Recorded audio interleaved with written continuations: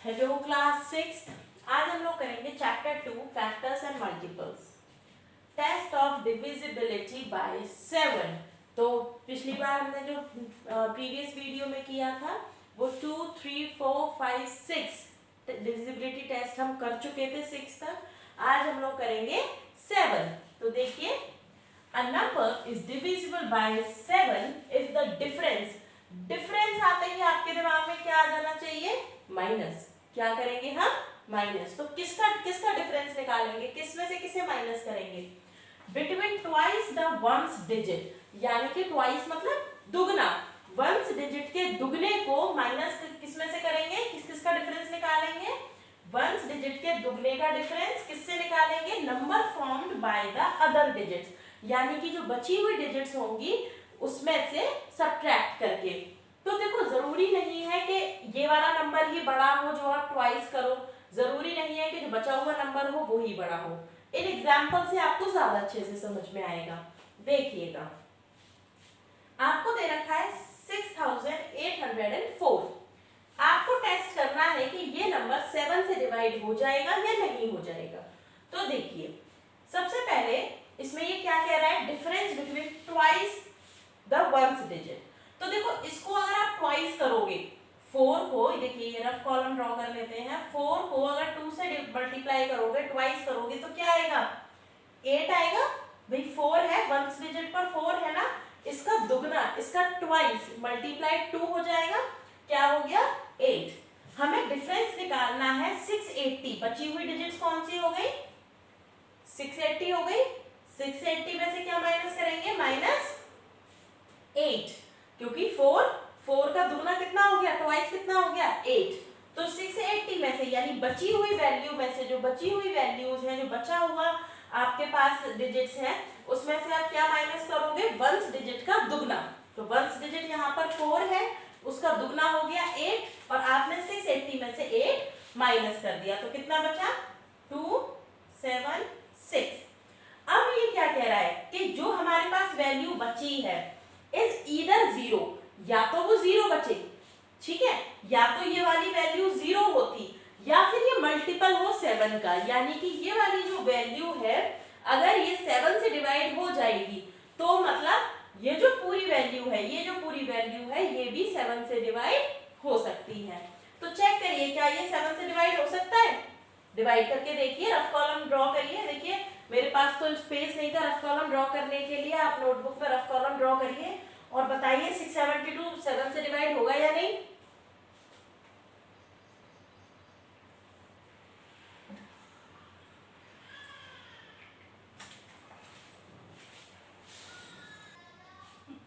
Yes, देखिए divide हो सकता है या नहीं।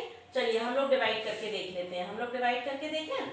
672 डिवाइडेड बाय 7, 7 9 जा 63, 42, 7 6 are 42 हो गया। यस, कंप्लीटली डिवाइड हो गया ये।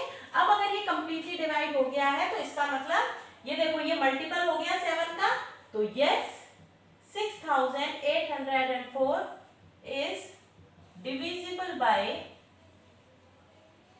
7। हो गया। अब देखिए ये वाला एग्जांपल, अगर आप यहाँ पर वंस डिजिट का ट्वाइस करोगे, वंस डिजिट का ट्वाइस मतलब 7 इंटू 2 कितना हो गया? 14 हो गया। ऑफ कोर्स 14 हो गया। तो क्या 13 में से 14 ऐसे माइनस करोगे? नहीं, ऐसे नहीं करेंगे। अब हम कैसे डिफरेंस निकालेंगे? ये वाली वैल्यू बड़ी हो गई ना, अगर हम इस वैल्यू का ट्वाइस करेंगे तो ये वैल्यू बड़ी हो गई, 14 बड़ा हो गया, तो अब आप 14 में से 13 सब्ट्रैक्ट कर दोगे, आंसर आएगा 1। 7 का ना तो मल्टीपल है ना ही ये 0 है, तो ये वाली जो वैल्यू है ये 7 से डिवाइड नहीं हो सकती है। ओके, यहां तक किसी को कोई डाउट तो नहीं है? चलिए अब नेक्स्ट हम करते हैं। Yes class, test of divisibility by 8। अब हम किसके बारे में पढ़ेंगे कि कोई वैल्यू अगर हमें दी हो, कोई भी बड़ी से बड़ी वैल्यू दी हो, हम ये कैसे पता लगा सकते हैं कि ये 8 से डिविजिबल होगा या नहीं होगा। तो देखिए, अ number is divisible bye 8 if the number formed bye it's digits in hundreds, यानी कि कौन कौन सी डिजिट्स को कंसीडर करना है हमें, 100 वाली को, टेंस वाली को और वंस वाली को। ठीक है, तो देखिए अब एग्जांपल से समझते हैं, ज्यादा अच्छे से समझ में आएगा। हमें पूछा गया है कि ये जो वैल्यू हमें दी गई है ये 8 से डिवाइड हो सकती है या नहीं हो सकती है। तो देखिए इसकी लास्ट डिजिट्स को देखिए, कौन कौन सी डिजिट्स बोल रहा है ये, वंस, टेंस और 100, यानी कि कितनी डिजिट लास्ट की, 3 डिजिट्स को आपको कंसीडर करना है। तो लास्ट की 3 डिजिट्स के क्या नंबर बना, लास्ट की 3 डिजिट से आपका नंबर बना 152। तो अब आप चेक करिए कि 152 8 से डिवाइड हो सकता है या नहीं हो सकता है। रफ कॉलम ड्रॉ करेंगे, चलिए करके देखते हैं। 152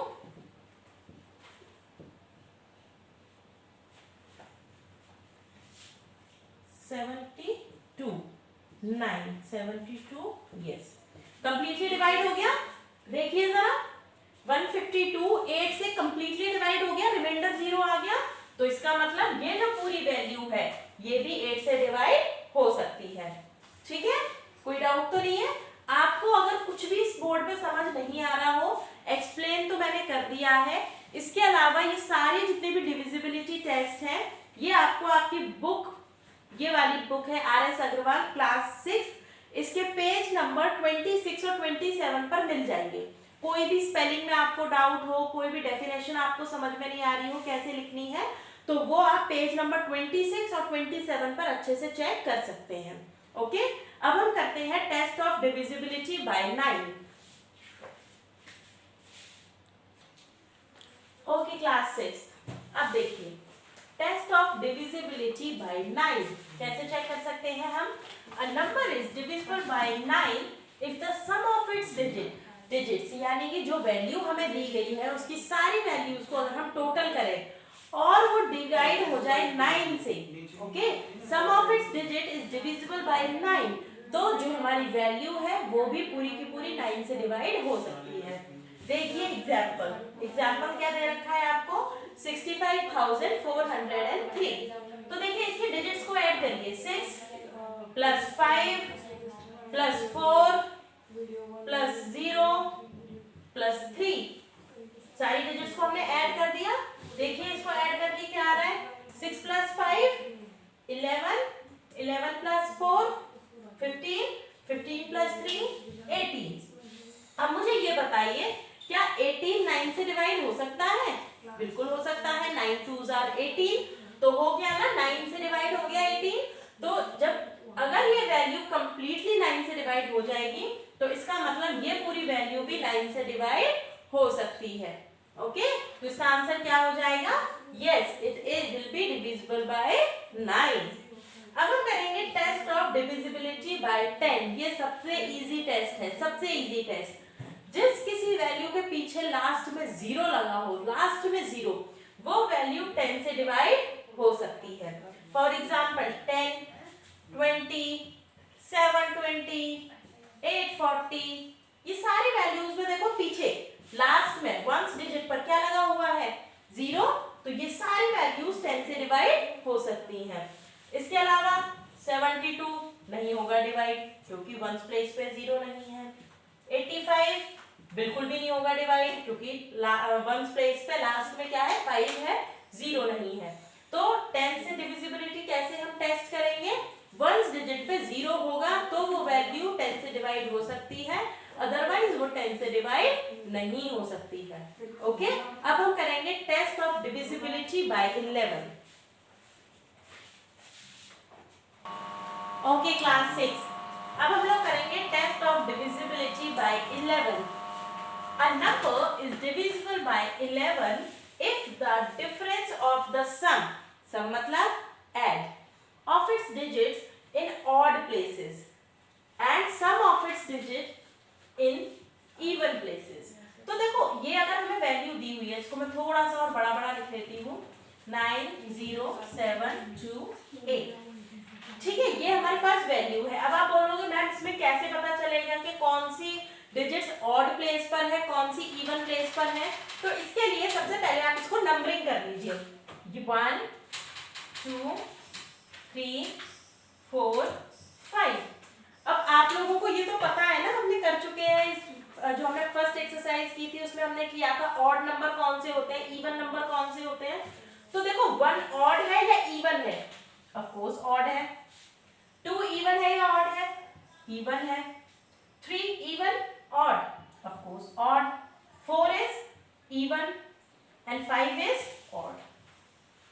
पता चल गया हमें, ये वाली वैल्यू ऑड प्लेस की हो गई, ये वाली इवन, ये ऑड प्लेस, ये इवन, ये ऑड प्लेस, ये इवन। इस तरीके से हम पता लगा सकते हैं कि वैल्यूज ऑड प्लेस पर है या इवन प्लेस पर है। तो सम ऑफ डिजिट्स,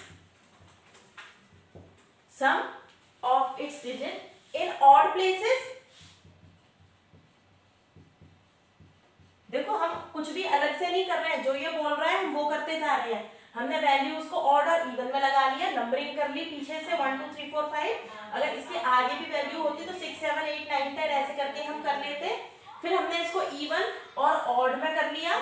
इसके बाद हम सम निकालेंगे ऑड प्लेसेस का। ऑड प्लेसेस का मतलब देखो, ऑड प्लेसेस पर सबसे पहले है 8, उसके बाद ऑड प्लेस पर है 7, उसके बाद ये इवन आ गया, उसके बाद ये ऑड प्लेस पर है 9। ठीक है, ऑड प्लेस वाली वैल्यूज हमने ले ली, इनको ऐड कर दीजिए, करिए जरा ऐड करिए। 8 और 7 कितना हो गया, 8 प्लस 7 इज 15, 15 प्लस 9 24 हो गया ना। 8 प्लस 7 15, 15 प्लस 9 24। ओके, अब देखिए सम ऑफ डिजिट्स इन, क्या कह रहा है, sum of its digits in even places. अब हम क्या देखेंगे, इवन प्लेसेस वाली डिजिट्स को ऐड करके देखेंगे। तो बताइए, ये ऑड है, ये इवन है 2, ये ऑड है, ये इवन है, बस छोटी सी वैल्यू थी हमारी, खत्म हो गई। यहाँ पर क्या आ गया 2। अब देखो ये सम आ गया ऑड प्लेसेस की डिजिट्स का, ये सम आ गया इवन प्लेसेस की डिजिट्स का। अब हमें क्या निकालना है, डिफरेंस। देखो डिफरेंस, डिफरेंस निकालना है, डिफरेंस निकाल दो। 24 माइनस 2 कितना आ गया 22। अब वैल्यू आ गई। अब आप बोलोगे अब मैम कैसे पता लगाएं कि ये 11 से डिवाइड होगा या नहीं होगा। तो जो डिफरेंस निकल कर आएगा वो या तो 0 आए, बिल्कुल 0 आ जाए कोई दिक्कत नहीं है, तो भी वो वैल्यू 11 से डिवाइड होगी। अगर मल्टीपल भी आता है 11 का, यानी 22, 33, 44, 55, 66, इस टाइप से भी वैल्यू आती है, यानी मल्टीपल आता है। मल्टीपल का मतलब अगर वो वैल्यू 11 से डिवाइड हो जाएगी तो मतलब हमारी ये वाली पूरी वैल्यू भी 11 से डिवाइड हो जाएगी। तो अब मुझे ये बताइए, क्या 22 11 से डिवाइड हो सकता है कंप्लीटली? बिल्कुल हो जाएगा, 11 2s are 22। तो जब 22 11 से कंप्लीटली डिवाइड हो जाएगा तो ये वाली पूरी वैल्यू भी 11 से डिवाइड हो सकती है। हम लोगों ने टेस्ट ऑफ डिविजिबिलिटी कंप्लीट कर लिए हैं आज। कल से हम लोग शुरू करेंगे properties, which will be on page number 28। आप लोगों का आज का होमवर्क है टू डू क्वेश्चन नंबर 6, 7, 8, 9, 10, जिसमें आपको इसी तरीके से सारी प्रॉपर्टीज को, सारे डिविजिबिलिटी टेस्ट को लगाकर बताना है कि कौन सी वैल्यू किससे डिवाइड हो सकती है और किससे नहीं हो सकती है। Okay, so on page number 30, page number 30 निकालिए, 30 निकालिए। Question number 6, 7, 8, 9, 10। ठीक है, आप लोगों को इतने क्वेश्चंस आज कंप्लीट करने हैं। फिर भी अगर आपको कोई डाउट हो तो आप व्हाट्सएप कर सकते हैं अपने डाउट को क्लियर करने के लिए। Okay, till then bye.